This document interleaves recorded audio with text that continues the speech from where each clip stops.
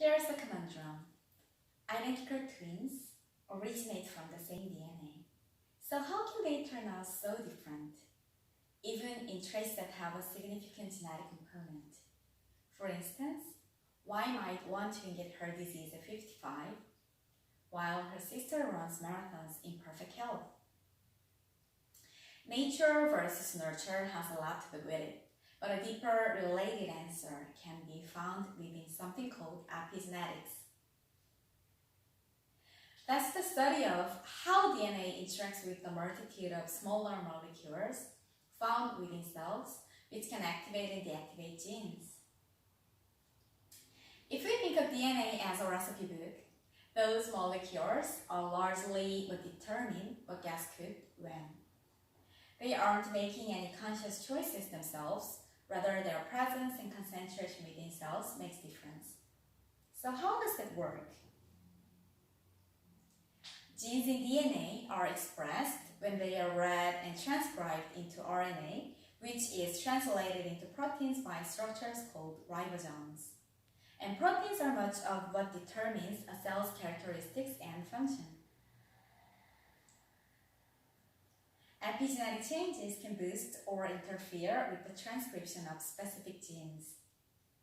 The most common way interference happens is that DNA or the proteins it's wrapped around gets labeled with small chemical tags. The set of all of the chemical tags that are attached to the genome of the given cell is called the epigenome. Some of these, like a methyl group, inhibit gene expression by derailing the cellular transcription machinery or causing the DNA to coil more tightly, making it accessible. The gene is still there, but it's silent. Boosting transcription is essentially the opposite. Some chemical tags will unwind the DNA, making it easier to transcribe, which ramps up production of the associated protein. Epigenetic changes can survive cell division, which means they could affect an organism for its entire life. Sometimes that's a good thing. Epigenetic changes are part of normal development. The cells in an embryo start with one master genome. As the cells divide, some genes are activated and others inhibited.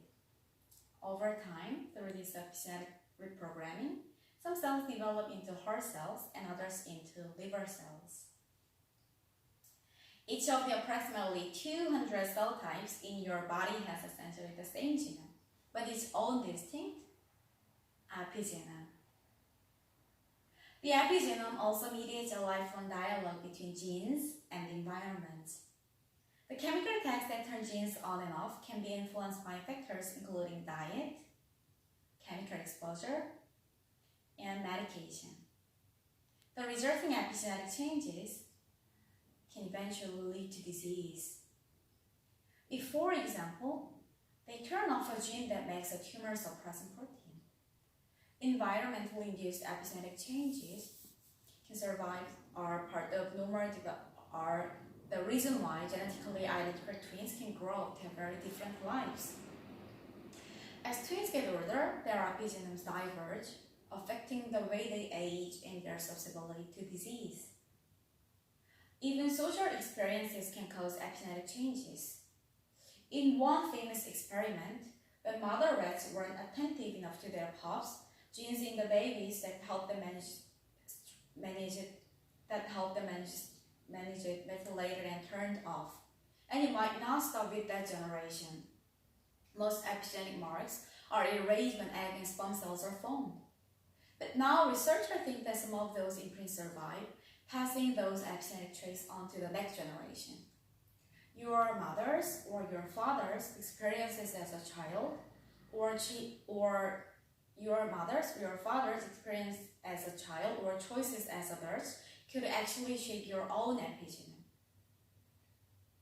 But even though epigenetic changes are sticky, they are not necessarily permanent. A balanced lifestyle that includes a healthy diet, exercise, and avoiding exposure to contaminants may in the long run create a healthy epigenome. It's an exciting time to be studying this. Scientists are just beginning to understand how epigenetics could explain mechanisms of human development and aging. as well as the origins of cancer, heart disease, mental illness, addiction, and many other conditions. Meanwhile, new genome editing techniques are making it much easier to identify which epigenetic changes really matter for health and disease. Once we understand how our epigenome influences us, we might be able to influence it too.